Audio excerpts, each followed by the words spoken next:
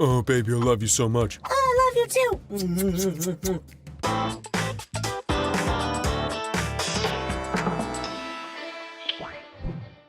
Damn, who knew chemistry could ever be so romantic?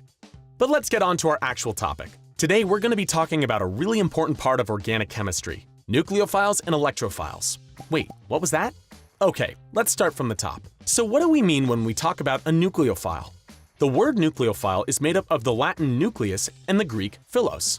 The first part obviously refers to the atomic nucleus, which as we know is full of protons, giving it a positive charge.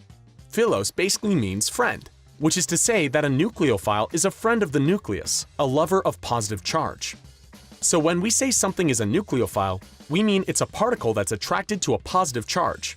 And an electrophile? It's the exact opposite, a lover of a negative charge, or a friend of electrons, which makes it an electrophile. So remember, a nucleophile is a particle that loves a positive charge.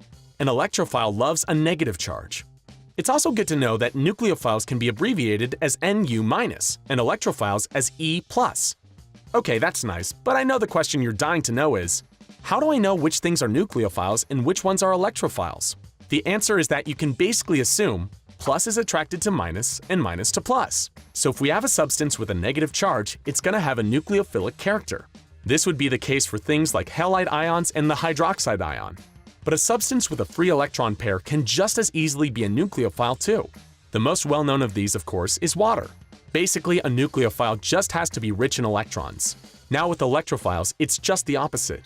A positive charge or a positive partial charge is a good indicator you're dealing with an electrophile. This would include things like carbonyl compounds, as well as this nitrosyl cation right here. Okay, but what's the point of all this crap? These terms are used in chemistry to understand reactions and to predict them. Regions with low electron density are taken with those that are electron-rich, and this forms new bonds and new substances. So if you want to be a good chemist, this is something you're going to want to be really familiar with. Okay, here we go again real quick. A nucleophile is a particle that loves a positive charge. It's rich in electrons itself and has at least one free electron pair. An electronphile, on the other hand, loves a negative charge. It's poor in electrons itself and wants more of the things. Sweet! Now you know what these cool terms mean. If you want to know what you can actually do with all this knowledge, check out our playlist here.